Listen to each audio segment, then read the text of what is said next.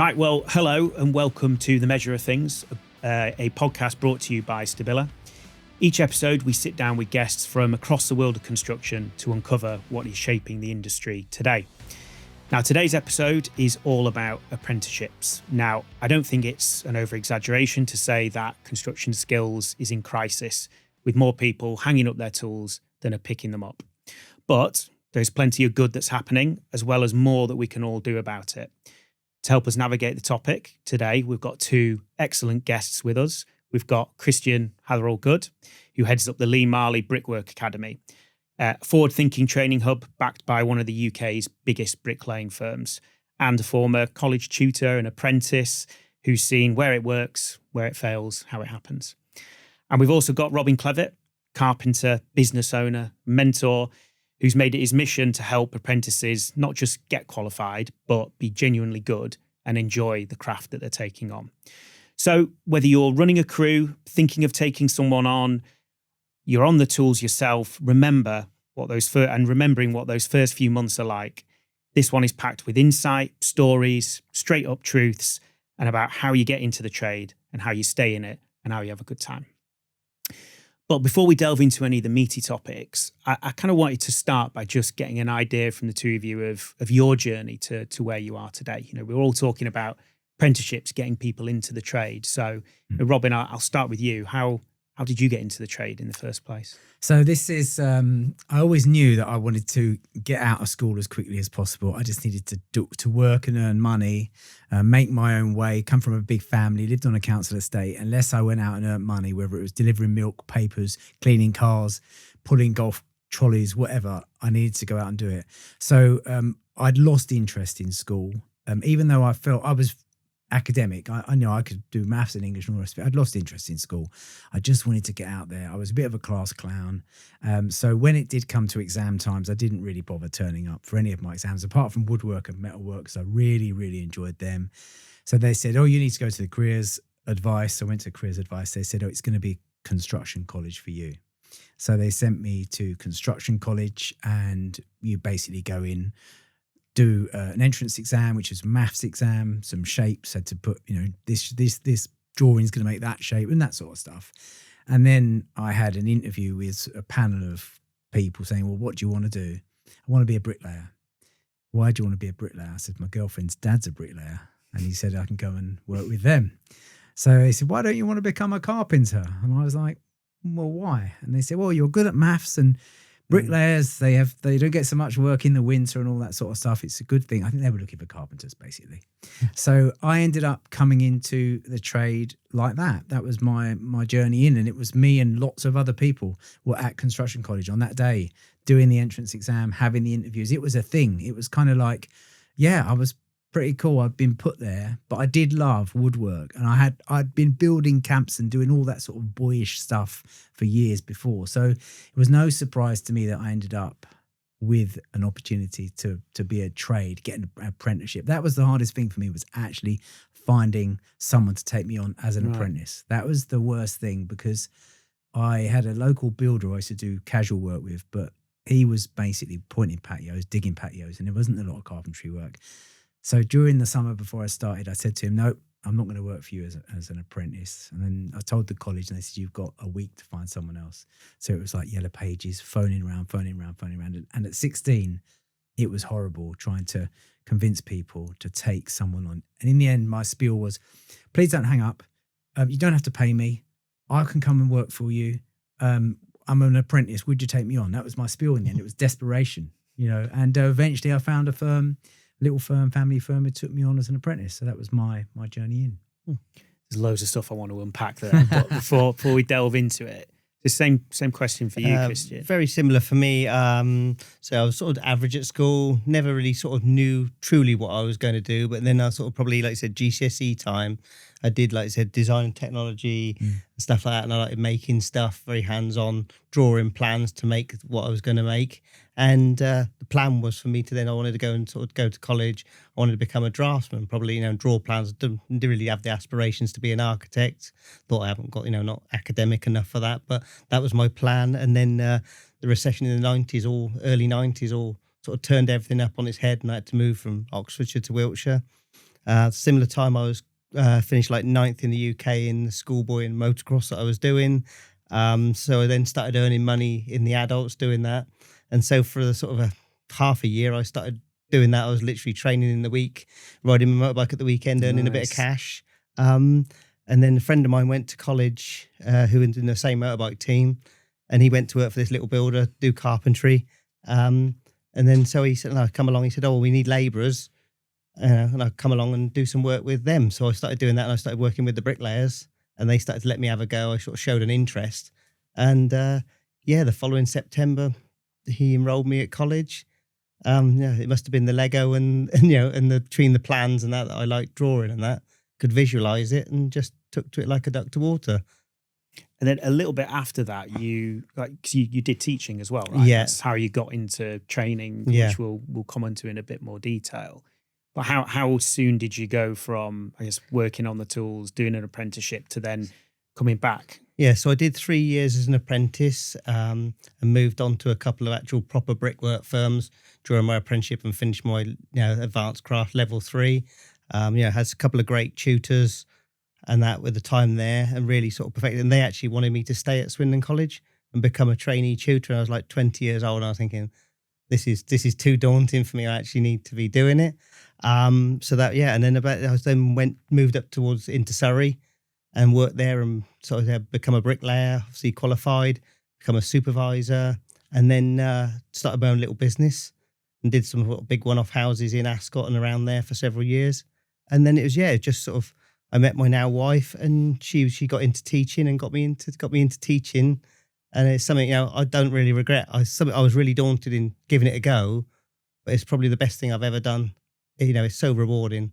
And now, I've sort of got a massive extended family of sort of the past 12 years, and people's, giving people careers, but also like sort of change some of the people's, some of them were very much on a knife edge, could have gone, down the wrong route, and have now got a career and have really turned it round. And so it's great to see. And so, been teaching on and so that was 2012. And like I said, teaching up until COVID happened. And then coming out of COVID, I'd already been teaching the Lee Marley Apprentices at Brooklands College. And then, Lee approached me to come and join them to enlarge his apprenticeship provision and some ideas. And like I said, training academies, etc. And that's where we are now. And so do you want to just, I guess, explain in a bit more detail who Lee Marley Brickwork are, kind of where that path then came on? Because it's been quite a journey, I guess, from tutor teaching to doing what you're doing now. So it was around about early 2016. Not long, I've just finished my proper teaching qualification, and someone said to me, "Oh, go on LinkedIn." And so I got onto LinkedIn. Never really used it before. Put a few pictures. I'd already had a Twitter account for the department, the brickwork department, and got some sponsors through that. Went on LinkedIn, started putting some pictures of the students' work on there. Got a load of likes, and next thing, Lee Marley himself. I knew the company was quite big. Started liking pictures of students' work and commenting. About a month later, he dropped me a direct message and said, "Oh, can we catch up?" He said, about potentially taking on some of the full-time students to become apprentices. To which he did, and then we went from there. So he actually came down to the department. Lee was an apprentice himself, at the time, a very big brickwork firm. So it was, quite an accolade to have someone come to you to see the pictures of the students' work and come and meet them. And later that year, he took on the first 6 full-time students to become apprentices, to which we're really lucky that actually 5 out of the 6 are still with the company now and are all supervisors. And obviously the most well-known one is Tyler, who's, was my student, who's now gone on through to be a supervisor and now is our tutor at the academy. Amazing. That's great. It's a great story because it's taking control of the challenge, isn't it? The challenge is skilled people on site for bigger contractors like Lee Marley. So taking control over the whole training of apprentices, you bring them as part of the organisation, and hopefully helps retention. I think, definitely with the retention, but also Lee was very astute. He could forward thinking. Obviously, Brexit had happened. People going back to European workforce, aging workforce. So you could see that there, X amount, like sort of 10% a year, were either leaving through health or age, etc. And you need to fill that gap. Plus the company growing on the trajectory it was growing. And so the best way, to teach them and get the right teaching to retain them, look after them well beyond their apprenticeship, through and beyond their apprenticeship. And that's sort of starting to show rewards where, like I said, now we're into 10, 15 plus are now supervisors.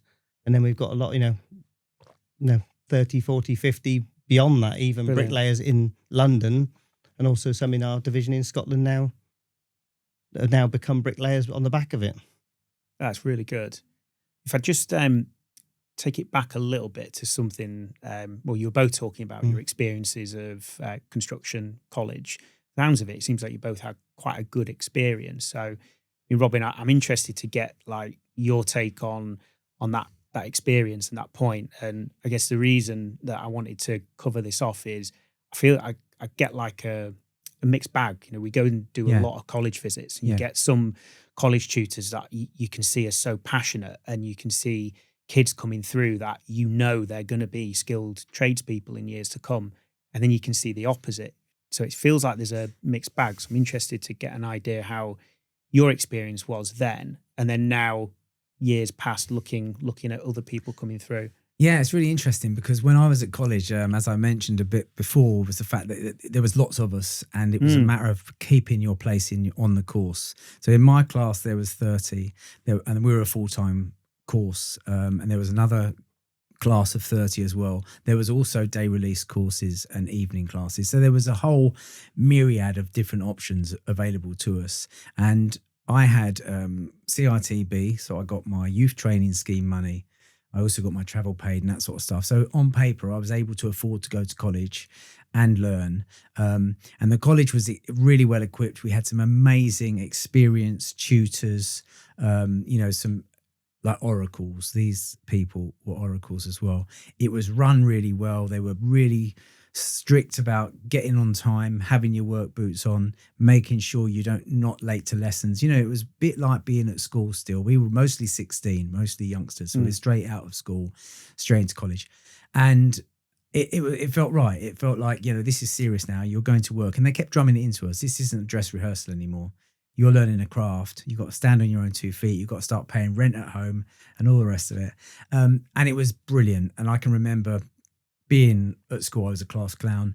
I did arrive, I was one of the last to arrive on the first day, gone into this workshop. There's all these benches. All the guys are already in there before me. And then, you want to be on the back of the bus, don't you? You don't want to be at the front. The only place left was on the tutor's bench at the front of the college. And I just felt like, everyone's looking at me. I've got to stand on this bench. And so I'm standing on this bench. And the first thing he said was, right, where you stand now is where you're going to be all year. This is your end of the bench. That's your kit of tools on the end. And I'm like, oh no, I feel all these eyes in the back of my head. I don't know who they were. I just felt really uncool. And all of a sudden my class clown was gone and taken away. And what I'm trying to emphasize was it was really structured, and it was really kind of like you really valued your position there. And since then, so I finished my time. I had a really good experience to the point where I used to stay after college some days. I used to do lunch times. I finished my coursework with about 3 months to spare. Then I was going around the college hanging doors, anything I could do for anyone, to just try and get my experience up.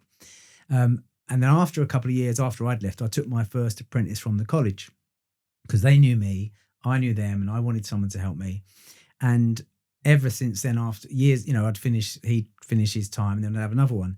And over the years, I saw it gradually get diluted thanks to recessions, of course, and that took a lot of people out of the industry. The training money is cut. If there's not the demand, then they cut the money. And then if there is a demand, they haven't got the money to do it properly. They cut the staff. They cut the the facilities. The machine shop wasn't as well equipped as it was when I was there.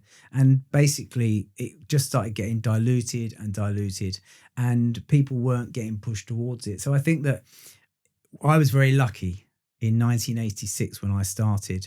And we had a really healthy workforce then. You had to fight for your place, And so I was really lucky. So I've seen it come right up to now to where it's kind of like some colleges are doing excellent work, and I've visited quite a few.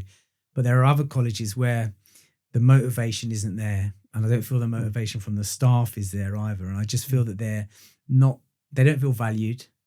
they feel that they don't get the right caliber of students. They feel that they just get the dregs sometimes, you know, and it's a whole mixture of things going on there, partly to do with the fact that construction isn't sexy. A lot of people over the years have said, you know, don't go into construction. It's go into computing, go into something else. So I've seen the big changes in my time. Yeah, because I'm of the era after you where it was, you know, you have to go to university. And, you know, I've now got a 21-year-old stepdaughter. And when she was leaving college, not sure whether to go to university or not, if you say that you're not going to go to university, you're kind of forgotten. And what you just said then triggered a visit I did where a tutor just said, I feel sorry for them because they've already been positioned and told that these are the naughty kids. They're not academic, they're naughty. And if you're naughty, you're going to go and do a construction trade. Yeah. So their job as a tutor is not just to teach them the trade and the craft, it's to build them back up from a place of being a naughty student. I guess, Christian, I really want to come to you on this because you've got a really privileged view on this, from going through an apprenticeship yourself to then being in a college to then carving your own path with Lee Marley. So how have you seen it change? You know, similar to what Robin's saying. I totally agree. Like Robin, I was very lucky. I went to Swindon College. I had two fantastic tutors. I'd like to say he's passed away now, but Bob Gammon and Steve Southern, who's just recently retired. They made me and made the experience what I wanted it to be, or more than what I wanted it to be. And I think it's what I now, later on now, what we're doing now, they really pushed me and drove me. And that's why, like, then they offered me, after my 3 years doing my advanced craft, to actually join their team, because they made, you know, they pushed me, and I reached beyond what I thought I could reach as, you know, learning brickwork. So I know represented the college in competitions, and yeah, there's skills now that I pass on now and have passed on to my students. And now I see like Tyler that then passes on to the students that they definitely, because of the experience and like what Robin said, then makes you the person you are and the tradesperson you are. And I think that's what everything that they did there is what I've tried to install through then teaching at Brooklands, and now by crafting, you know, with Lee letting me have the autonomy to then we've set up our own academy, and we're looking, you know, to go on further from that now. Is all about the experience. And like I said, yeah, through the dilution of, like I said, recessions and different things and funding, you know, you can see the training's got watered down, even the qualifications have got watered down. But what we've tried to do even at the Lee Marley Academy now is keep them high standards. You know, we're very privileged, like with the likes of Stabila and other companies and material suppliers that let us allow our students to have the best possible stuff to learn with. Then we give them the best possible learning experience. You know, we want to keep on all the apprentices that we've trained. So we will train them slightly longer. We will train them with additional stuff. And I think the experience has got to be, you know, really paramount. And this even having the rapport with the students, you know, making sure you learn all their names, you know, after the first week, you know, knowing what football team or what sport they like, etc. So you can just have it. And actually then they're not just a number. They actually feel they're really cared about. And I think the other thing is, like Lee and Dan, the two owners, in all four groups we've had at the academy, come in and actually speak to me in the first week. So they're not this name that you just hear a, you know, name on a very big brickwork company. They actually come down and speak to the group and actually meet them. And that inspires them, you know, because Lee was an apprentice himself. He was written off at school, went to a college in Devon. Oh, just go and do bricklaying, do something. You're never going to be anything, you know. And then now he's, you know, he's moved up to London, and, you know, 28 years this year he's had the company, well for himself. You know, we're over to between sort of 90, 100 million pound turnover. So who's the silly one? And I think what we also try to do with schools and talks I go to and colleges is change that perception. You know, actually make it, you know, a career, really worthy career. And actually, how many kids do not realise how much you can actually earn in construction, or not just like the biblical trades, you know, your carpentry, your brickwork, your plastering, etc., but all the other associated jobs that go with that. You know, even in a brickwork firm or a carpentry firm, or just the main contractors, you know, health and safety. There's so much opening people's eyes. You know, and we've had some that have done university, some that have done A-levels that have come back to do brickwork. because of either the family said that's what you should do, or like the school said they should do. But they've now completed their brickwork apprenticeship. They're on good money. They're in their early 20s and actually as happy as they could ever be. Because I think there's an overarching question there, almost culturally, without getting too heavy on how do you make construction more attractive. So I know like you've done quite a bit, Robin, but how do you entice more people to take up a trade? It used to be a lot harder than it is now, okay? Because thankfully, thanks to technology and modern ways of communicating, let's just take YouTube, for example. It's probably one of the reasons why I'm sitting with you today is because I've trained. I wrote a little list of all the names of all the people that I've trained over the years who've been with me, come from scratch, all different ages, different walks of life, different reasons, and finished being competent carpenters. And now most of them have got their own houses, businesses, and it's about 19 people, and it's quite amazing to think that what I got out of that, the joy that I've got out of that, especially watching a 16-year-old who just got a terrible attitude, smokes pot, running from the police in the evenings when he's with his mates and doing bad stuff in the park, and then coming to work as an apprentice and changing them from being that kind of like oik, if you like, to finishing at 19, earning a good wage, managing to get to work on time, really interested, learning how to communicate with people. So they've gone in 3 years, they've grown into a young man in this case, someone who I'm super, super proud of. And it's like, when I realized that all that came from actually teaching them something with their hands, learning a routine, a craft, hand-eye coordination, and learn to measure, cut, mark, fix, seeing how much of a buzz that was, I thought, I need to share this. I need to share this with people. And thanks to YouTube and social media, it's enabled me to do it. So I do think that the perception of the trades now is the best it's been for a long time, because a lot of people are talking about useless degrees now. People are going to university and they're coming out with a useless degree. And I think that that's in our favour. And what Christian and Lee are doing is incredible. And I think it can be scaled up and down the country. Yes, I know that it's got the backing of a £100 million bricklaying firm, but that is also incredible too. So I just think that there's a massive opportunity for us to actually make our crafts actually more as respected as they are in other parts of Europe, in Germany, in France. People are seen to be carpenters are respected like lawyers and doctors. So I do think that thanks to social media, thanks to YouTube and the simplicity to share your knowledge, which is what I'm all about, is sharing to as many people as possible. Yes, I've been fortunate enough to train 17 people. I've still got someone with me training as well, and I probably will go on and train someone else and more. Being able to do it en masse is brilliant too. It's an incredible number of people, that you've mentored and brought through yourself. We go back to like the start of what you were just saying then, the 16-year-old that's smoking pot, not coming on time.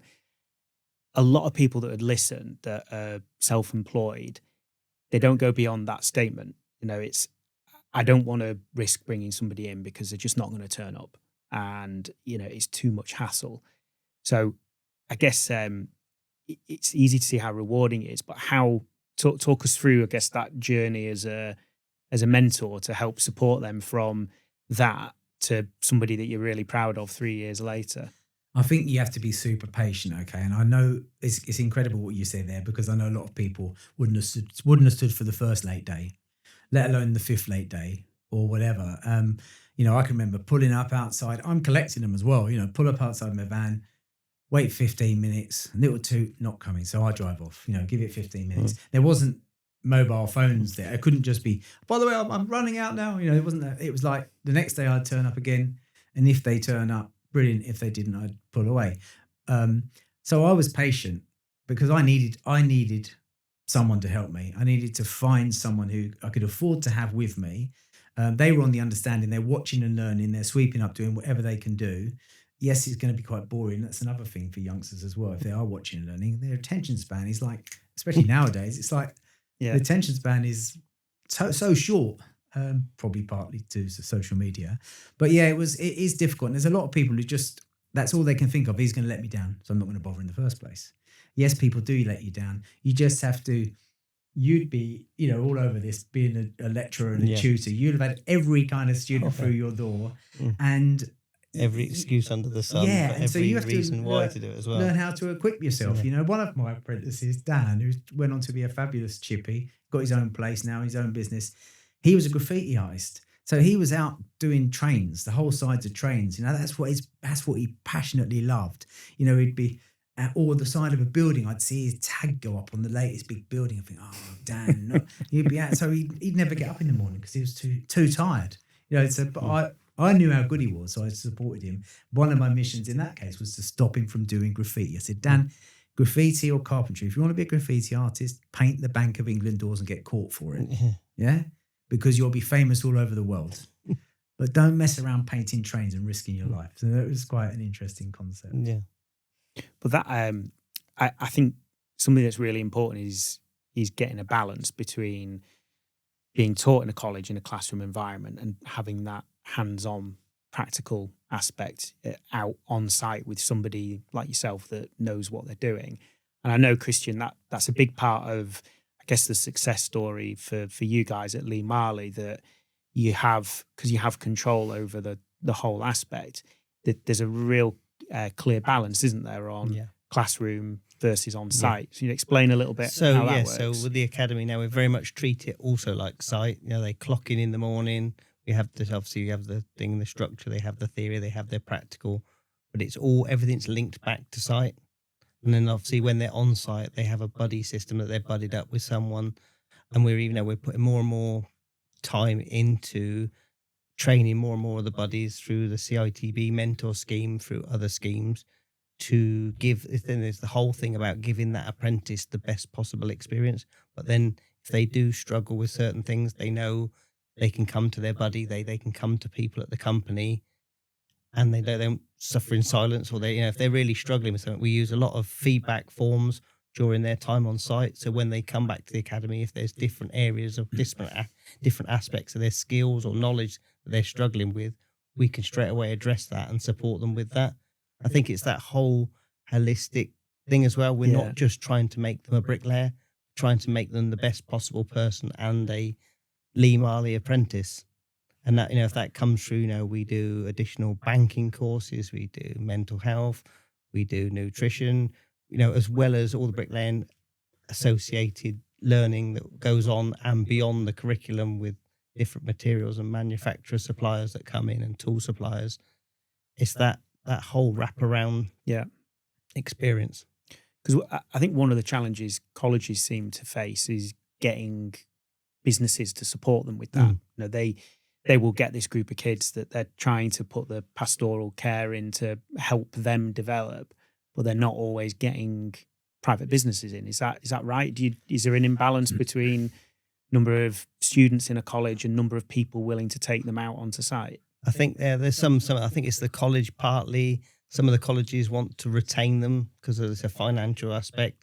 So when actually a company comes and wants to take them as apprentices, they want to keep them on a full-time course. I think some of it is the engagement from the tutors and the different people, different construction departments. You've got such a diverse spectrum of some outstanding colleges, outstanding tutors, not just across brickwork, carpentry, and we were saying, like, going to competitions and different things, that's you showing off what you've made of those apprentices and giving them apprentices to showcase what they've learned. But it's the same sort of colleges that come time after time. And it's like you said, some of them don't want to engage with suppliers or with companies that come in. I think that's what's got to happen with the colleges now. They've got to embrace companies that want to come and take on apprentices and work with them to then get that real site, both sides of the coin, and make it more like, so there's too many full-time students that think they're then qualified bricklayers, carpenters, etc., that haven't been informed correctly by the colleges, and they've done 2 years at college and think they're a qualified bricklayer, and actually they go to get a CSCS card to go on site, and they can only get a green labourer's one. But I've told, I've done 2 years bricklaying, I should be qualified. And it's that, we're very much where I was even at, when I taught at college, you do the full-time level 1 course, but you after this, you want to be getting an apprenticeship. definitely after this. This is almost like your introduction year. This is, either through when Lee came to us, you'll be one of the ones chosen for a Lee Marley apprenticeship, or at least for an interview, or you go and find your own apprenticeship. So you actually then put in them skills and develop them further with site and college.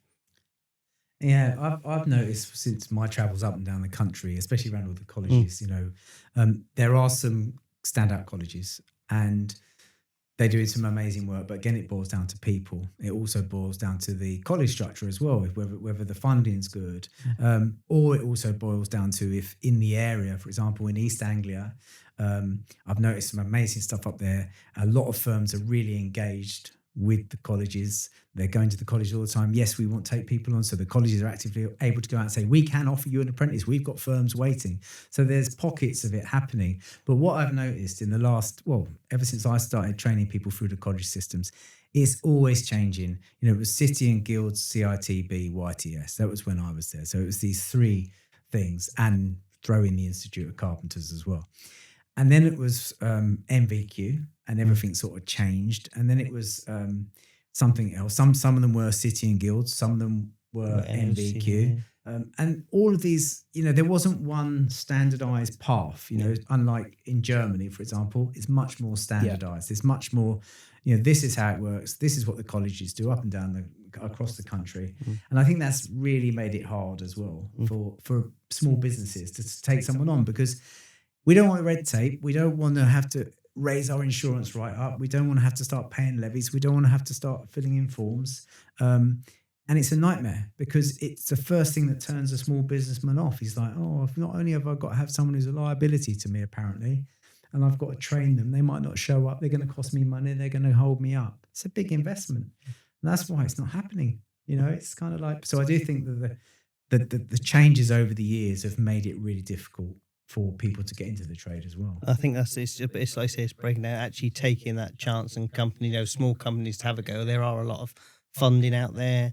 There's the incentive payments as they progress through their apprenticeship. There's a balloon payment at the end for them passing their apprenticeship, and there's support in various different things, with travel to when they train at college and different things that can help. So that, it's making it aware. It's not making it a taboo subject. Actually, it should be as easy as possible to take on an apprentice or multiple apprentices. So I suppose just to try and debunk some of it a little bit, and maybe turn to you, Robin, because I think there's probably more self-employed people that can take on one, or small firms that can take on 4 or 5.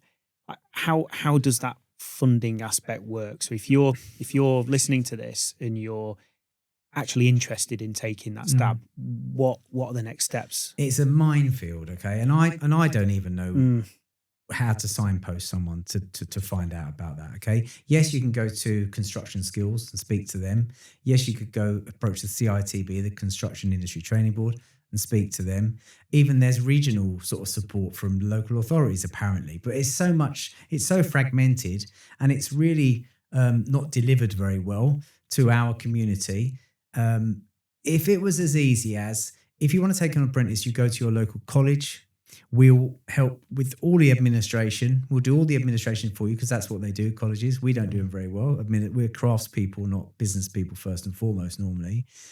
Then many more people would do it. I fantasize about some sort of online like dating site between self-employed people and young people who want to become a helper or an apprentice or learn a craft. Because often in my time, when I haven't had someone with me, maybe they're on holiday or anything, I think I could use someone for 2 weeks. I've got a lot to show them, but I'm not committing to another person at the moment, And if I could just go onto the dating site, right, I've got 2 weeks of roof construction work. I'm looking for someone who's really keen. Boom. And I can, we can marry them up. This is the level that I need for that. And I honestly think that sort of thing would really work well, because most small tradesmen are scared of having to commit to picking someone up every day, having them, and then the person's going to want some money at the end of the day. They're going to want to earn some money, and you might not be able to afford them. They might cost you money. They might hold you up.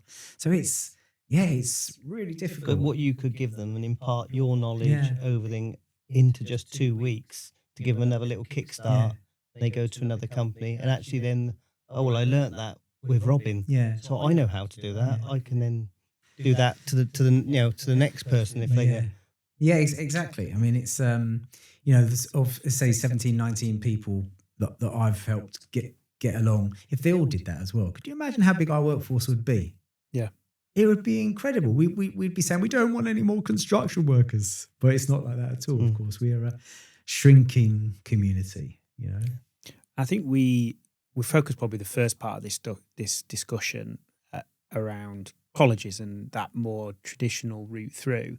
But we've both spoken. I know you've both got experiences of people that have come through that, they're not kids that are leaving college. So, just before we started recording, Christian, you were talking about a guy that works at Lee Marley. Yeah. So, like I said, we've had different people. We've had quite a few in the last couple of cohorts. We've got Clarissa. She's 30-year-old, single parent, always wanted to do. Family's been in construction, but never had that opportunity. And we got her in. She applied. We actually got her in for an interview. See how enthusiastic was. And actually, when I told her that she was actually offered a place, she couldn't believe it because the amount of time she tried. She's been an estate agent. She's worked in bars, but this is always what she's wanted to do. And so that's one example. She's now 6 months into an apprenticeship. She's absolutely loving it because it's what she's always wanted to do. Got another person, Mukhtar. He come over from the Sudan again with some English, but learned English. Got onto a full-time construction course, and we've picked him up off that. And now he's an apprentice with us. He's represented us now. Coming towards the end of his first year, he's took part in 2 competitions this year. He's now earning good money. And he's got his own flat, and he's progressing in life, and it just shows he's 36 years old. It just shows you can. At the other end of the spectrum, we've got school leavers, 16 years old. We had one that joined our second cohort, 16 years old, never picked up a trowel before. 22 months later, he's just passed his EPA with a full distinction in all 3 elements. So it's something for everyone. But if you put the effort in and what we're trying to get, draw them, like I said again, whole going back to that, getting the best out of them and giving them the best possible training they can have, it shows what can be achieved. It must be amazing for those apprentices who end up getting a start with Lee Marley, though. I mean, they're getting employed as well. Yeah, so we guarantee once they pass their apprenticeship, they will stay with us for a minimum of a year after that. And like I said, we've got 90% of our apprentices that we've taught that have passed their apprenticeship through either MVQ, going on to version 1 of the standards, now version 2, that have stayed with the company. Retention is an important thing, particularly younger people coming through, trying to keep them engaged, keep them on site, get your 16-year-old pot smoker to turn up every single day. Could you just go into that in a bit more detail, Christian, on what you guys do to get people engaged, get them part of something and feel really enthused so they are going to stay there in the future? I think it even comes from the tutor. Tyler, obviously, he's been there, who's our tutor. We've now got Morgan, who's joining our team. There's potentially some more ex-apprentices that are going to be joining our training team. It's showing them, it's actually making them excited. Brickwork's exciting, And then we also encourage them, like I said, once they, even in their first days, take pictures, be proud, show your family, show your friends, be proud of what you've built, and then reflect on it and think, next time I build that, I'm going to build it better next time. And it does that, and then that's the whole thing is it's making it exciting. It's not just being monitored. And it's that thing of just the inspiration and actually making them really enjoy it. And even some of them that are sort of a bit on the fence, you get them, that's it. It really becomes part of them. I think that is such a key thing. Yeah. And then just having that rapport with them. And when they see the benefits, they start doing tests and they're passing, not just with pass, they're getting merits, distinctions, check tests. They're getting sort of 40 plus out of 50 on their theory test. Oh, actually, this is really sinking in. I'm actually, I'm getting the hang of this, and then when they go and do their first site block and then they come back, and it's great to see their progress because we do a 6-week block at first. They have 30 days of training rather than like the conventional 1 day a week and then go to site. Well, what can you learn in 1 day? And then you go on site. They're not apprentice hog carriers. They're not apprentice broom sweepers. They're apprentice bricklayers. And so they go to site for the first time with 30 days training It doesn't sound like, but actually you see where the journey of where they come in 30 days, especially the ones that have never done bricklaying before, they can already integrate with the team, and then with their buddy and in between a couple of bricklayers, they can start laying some blocks or doing something. And then once they've done 8 to 12 weeks of that, they come back for their next block, and you see the difference and the feedback from site of, like you were saying, they're a hindrance here. I've got to have an apprentice. They're actually like, can I have another one? These are really good. Can we have another one? Because they're actually, but some of that's they're useful. Their behaviour, though, isn't it? And it's I suppose it's not necessarily they're coming to site and they're an amazing bricklayer. No. They're coming to site and you're changing the perception of your teams because they can see somebody that's really genuinely hungry to be part of it. They're engaged. They're part of it. It's how they conduct themselves. We very much work on that. It's a lot, all aspects. Even just how we communicate with each other in the workshop, just and in the classroom. And again, the attention span, we make it very short, snappy, but we get very hands-on and learn people's different learning styles as well. Some are visual learners, some are very kinesthetic, very touchy. So we have a lot of like full-size foam bricks in the classroom when they first start learning bonds. They're building it on the table, taking down sketches, diagrams, and then they're transferring that and very hands-on. I think also our tutors, myself, when I teach occasionally, Tyler, now Morgan, we do demonstrations. We actually don't just stand there and talk it. If we need to, we build the whole thing in front of them so they get it. It's like, not funny, but putting your money where your mouth is. Yeah. And I think that's what we try to do. And I think that shows in what's coming out and going on site, and now what we're trying to produce with especially our own grown apprentices that we call them. If I can interject as well, you said something to me on the way up, and it was about the fact that you give them all the branded workwear and you give them a proper toolkit, and so they've got this sense of belonging as well, and they know that when they've been chosen out of 110 or whatever applicants, and they've managed to get this spot, and they've got this, like, given this workwear, this uniform, it's incredible. It's kind of like, it's like a corporate company. It's like going to work for Google or something in the building game, and I think that's what we need to do as well. Is like Lee Marley, the visionaries like you. And say, this is what I would have loved. And also, the 30 days is brilliant, because in that 30 days, you can say, this is what's going to happen on site, and really prepare them for it. And so when they get out there, they're not, like you say. Because they've done a site trial of, like, after their interviews, we do a 4-week site trial, because it's very much, they might think they want to be bricklayers or scaffolders, etc. But actually, in 4 weeks, it might change. But then at the end of that, hopefully, like I said, we get make the decision that we both want.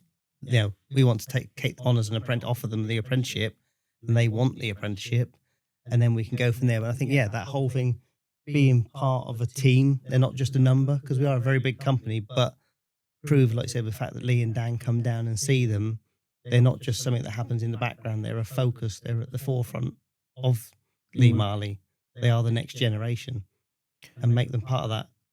I think one of the beautiful things about construction is it is visual. You're part of building things. I know you've said to me before that it frustrates your wife if you go out in London, because you go past buildings and you go, we built that, or I built that. Yeah.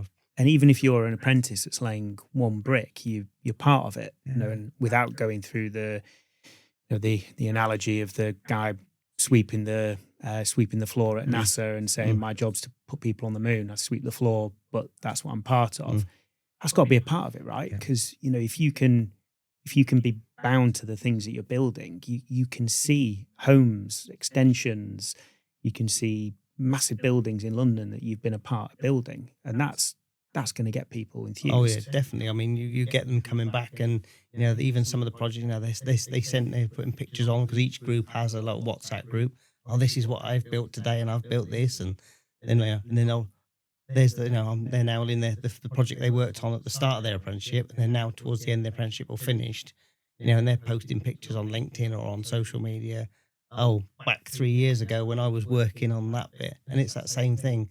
You go past, my train journey up to London. When I got to London, I go past multiple Lee Marley projects that are current and existing, and actually, I've been to some of them and helped, and then I thought, so-and-so was an apprentice on that one, and that one had 2 apprentices on that one, and now they're actually some of them are, like I said, supervisors, and now starting to run parts of their own blocks of buildings, and I think that's so rewarding. is massively rewarding. And it's them because they are proud. They're genuinely proud of what they've been part of something and part of a process to build that project. I think that's the difference, isn't it, between, you will go as a labourer, just something to do to try and earn some money, to actually developing a craft and seeing it as something to be proud of. I guess it's the same for you as well, Robin. It's not massive buildings in London, but it's the same principle. Exactly the same. Chuckled then when you said about your wife, because I've got one like that. Because and I built that roof there, and see that one there, and all this business, and But I'm even worse than that now, because no matter where I'm in the world, I'm looking at how they were built and how did they do that? Why did they do that? What material have they used? Look at that joinery there. Why did we do things like this? And so it's like as I get older, I get more geeky, which is a bit of a problem. But no, it is really rewarding and fulfilling. And I think as soon as the someone say young people, because Mukhtar is obviously 36, but as soon as you get that, as soon as that grips you, the very first time, for me, it was making my first little square edge frame on that bench in the college and doing it well and thinking, wow, oh my God, everything went exactly as it should. It measured right. It was flat. It helped that I was on the tutor's bench because I could see really closely what he was doing. But it's that process that you've actually followed that process and achieved something. It was that literally the end of that first week in college hooked me.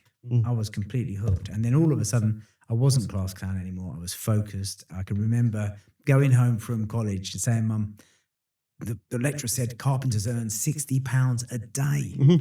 60. And she went, yes, or whatever, whatever sort of thing. Yeah, just thinking. Yeah. But it was true.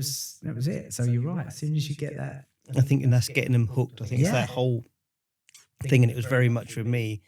Everything I build, I wanted the next time I wanted to build it. I wanted to build it better, and then they'd put a little pattern in it, or then make it a little bit more than it, or an extra bit. So very much we keep, once they've built, if they've mastered something, we then give them like a stretch and challenge task, that will really test them. Push them, and that's, I think that comes out again, just with the results, but also, with the competitions we've been to and the results we've had. The academy's only been going properly 2 years now, just under.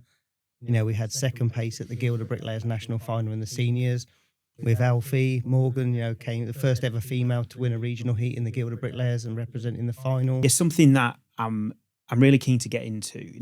I've met both of you guys a couple of times, and I can see when we get into the topic of apprenticeships, your eyes light up when you start to talk about the people. So I sort of wanted to get into some of the people stories, away from process and systems and qualifications and colleges, and into like the people that you're most proud of. So I guess I'll start with you, Robin. You just talk a little bit more about somebody that you're really proud of, how you've seen them grow and how you've seen that success come about. Yeah, well, I mean, if any of my former apprentices are listening to this, I'm sorry if I haven't mentioned you, because every single one of you in your own right had something else to bring, because we're all different. Let me start with the very first apprentice, Alex, okay? He was the most politest. He was so well turned out, so punctual, but he just didn't have good hand-eye coordination, okay? And if you're listening, Alex, I know you do very well in your life outside of the building trade. But it was, for me, it was like I was thinking that everyone would be the same as me, because I just finished college. The college had given me Alex, because Alex was an incredibly nice person. He was punctual, keen, really wanted to get on. But he just wasn't able to just get the hand-eye coordination thing. And I was really patient. He stayed with me quite a long time, but then he went pro golfing or whatever. So his destiny was something different, okay? But I was equally as proud of him for trying. Yeah. As frustrating as it was for me, as I was other people who turn up. Like I was doing a lot of work for a small general builder called Will Curtis, and this guy was one of those people who could build a complete extension, from digging the foundations by hand to putting the last tile in the kitchen, and everything was perfect. He was one of those incredible multi-skilled people. He had a son who was a musician who used to help him out in between times, called Lawrence, and Lawrence used to jump on the roofs when I was doing the roofs on the extensions. And he said to me one day, if you're ever looking for a work experience, someone to do work experience, can I come? I said, yeah. So he came with me and became one of the most amazing carpenters in a very short period of time. Self-starter, read a lot, did a little bit of it, some evening classes as well. And it's just incredible to see like that. And he was probably in mid-20s at the time. His passion was music, incredible musician. But he also applied that same passion to learning a craft, becoming a carpenter sort of thing. So, yeah, the people and the journeys that you see. Ed, for example. Now, Ed's my current apprentice, even though it's been about 5 years now. I'll always call him my apprentice. Ed's not been through college. Okay, he had 3 children when he joined me. It was lockdown. He was on furlough. He'd reached out to me and said, I really want to be a chippy. He said, I love what I'm doing. And I said, all right, come with me for a couple of days. But the reason why I took him, because I get a lot of people approach me, is because unlike lots of messages I get was, hey mate, how you doing? Do you need anyone help? I'd love to come work with you and all that sort of stuff, which is lovely too. But he'd written me a really succinct text, paragraphs, full stops, capital letters. And it was just the right approach. And I just thought, okay, I'll speak to him. So I called him. I said, whereabouts do you live? And he said, oh, East Moseley. I said, that's really near where my next job is. I said, do you fancy a couple of days next week? And that was it. So he came in for a couple of days. And I thought, yeah, he's great. Apart from being about 9 foot tall, I thought he's useful. He's really useful. And he had a family, so he needed to crack on. But the thing with him was he nearly made the biggest or the most fatal mistake, because he was come from landscape gardening, where he was doing a lot of other sort of like heavy carpentry. And he said, I can't stand groundwork anymore. And I thought, oh, that's a shame, because the next job we've got is foundations for a month. And there'll be a lot of clay and a lot of muck. And so after his 2 days, I said, yeah, I'll be in touch. And week passed, he called me and said, are you interested? I said, well, you did say you weren't interested in groundwork. I said, that's what we're doing for next month. He said, oh, no, don't let that stop. And that was it. So I got him back on, but it was just for that one thing. But now he's gone on to be incredible. He's a very smart guy, and he's great at communicating with my clients and running my jobs and everything else. And people love him. So yeah, it's so rewarding. So all those other people who, as you listen to this, I'm sure you will. I'm sorry if I've not mentioned you, even to people, some real random people like Mickey Steele, who was one of my apprentices who'd come from Yorkshire or somewhere like random like this, come all the way down the south, and all he was going on about was football the whole time. I couldn't stand football, but it was, it's like two opposites, like two polar opposites. But we still had a great time, even though we did have a bit of a punch up one day. I don't know if I should ask you about the punch up or not. It was a bit one-sided, basically. So yeah. Did you lose? No chance. I feel guilty for putting you on the spot to pick one. Something that came through in a couple of examples that you gave. You talked earlier about, it was Dan, wasn't it, the graffiti artist, and then another one that's a musician. Yeah, Lawrence. I feel like going all the way back to your point around sitting down with a career advisor who sort of said, you're good with your hands, you want to be active, go and do a trade. I think you can miss sometimes the link between things like creativity and a trade. You don't always see the link between, well, I'm a musician, I'm creative, and therefore that leads me to be a carpenter or to be a bricklayer, because that creation of something, I think, is creative.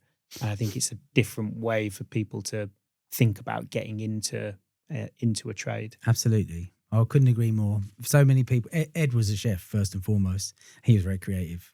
In fact, he wanted to go and do something. So yeah, I totally think if you've got that creative streak in you, I think the trades are perfect for you.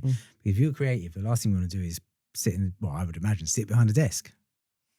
We've had Rachel Ragg record the Ginger Mason. So she's a mason at Lincoln Cathedral, and she got into a trade because she was interested in history, and seeing where history took her was into the maintenance of those buildings. So Amazing. There are paths, I think, that can get missed from things that you're passionate and you're interested in. Yeah, you can apply those better. Exactly. If you're really creative, you can apply that creativity or that interest in history or whatever it is into a trade instead of being sat behind a desk in front of a computer. Couldn't agree more. It's just a lot of the times they have to find that out for themselves because it's not been put on the table during their education. Not signposted. It's people have always said, oh, you've got to do your GCSEs, you've got to get your A-levels, get into a decent university, get a good degree. What's a good degree? What does that mean? Doesn't mean anything to me, Means debt.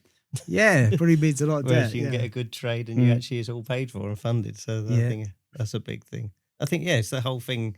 It's not necessarily realising what skill you have. Like you said, in all different forms of creativity, like I said, mine was in, drawing plans, but then I transferred it into the bricklaying. I think my racing from the motocross I was doing and representing sponsors is how I now get the Lee Marley apprentices to conduct themselves and wearing the uniform, being proud to wear those logos, those represent those sponsors and that the people that help them and different things. And I think it's those skills you don't really realize. I just think of it as second nature, but obviously it's something that makes our apprentices stand out more than others sometimes. And it's just not knowing. You said you have to find it out sometimes, I think, isn't it? Yeah, of course. And you work at it.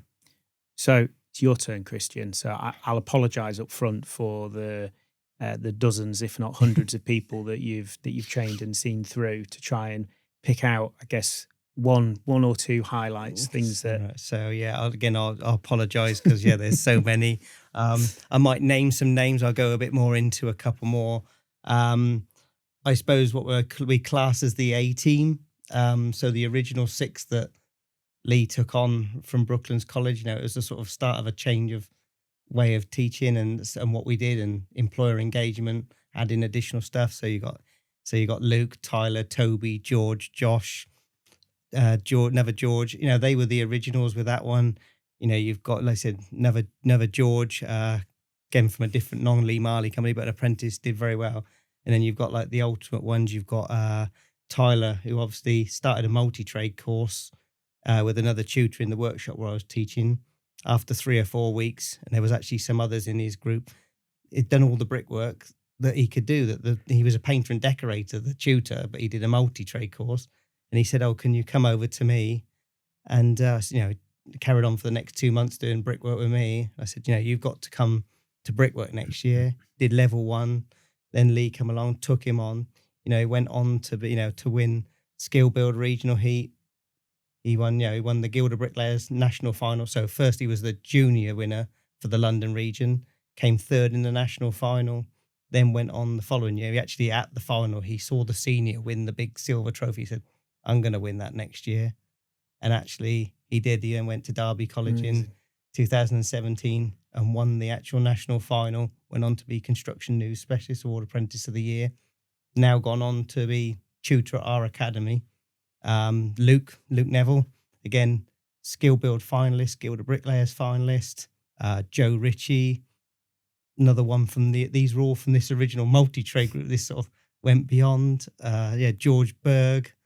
There's Zach Kaboosh, again, non-Lee Marley apprentice, still keeping in contact with him, still trying to persuade him to come to join Lee Marley, Zach. But he's again one of the talented ones. He's Guild of Bricklayers finalist, a Skill Build national finalist. I think even down to like some recent ones, Alfie, obviously incredibly proud for the academy, 2nd place at the Guild of Bricklayers national final. Tyler's worked really hard with him, and I have with sort of competition training to come 2nd. Obviously Morgan, be the first ever female finalist.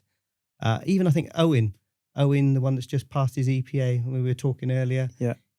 Came to brickwork literally to our academy the week and a half before it opened. We had 1 space left. He gave it a go after he left school. 22 months later, and he's passed with distinction in all 3 parts. I think that's an incredible, massive achievement for him. So there's loads. I mean, Jack Bristow is another one. He's my first ever Skill Build London Regional Heat winner. Billy Wood, another Skill Build Regional Heat winner. Yeah, there's so many, but so proud of all of them. You mentioned competitions quite a lot. I think I feel like that's quite a big part of what you bring them in and how you build it into their training. It's quite important. I think it is. It's important. Again, the whole EPA, the endpoint assessment now is almost like a competition because it's independently judged by an assessor. It's time bound. It's to a criteria. You build it to the best you can do. And I think so. That's definite build up working towards that. But I think it's for the apprentices, they've worked really hard on working and they do it in a workshop with their peers.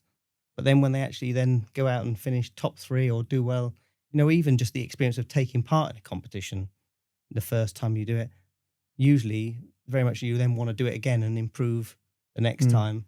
But it's a benchmark. It's a benchmark for them. Oh, yes, it's great and it looks good for the Lee Marley Academy, for me, for Tyler. Yeah. But first and foremost, it's for them. And I think that's what it's, it's them you've put this effort in for a year or 6 months or 18 months, whatever. And now you actually, I am one of the best apprentices in London or in London and the southeast, or then the whole, the whole of the UK, 10 regional heats. He took part against the 10 heat winners, come second.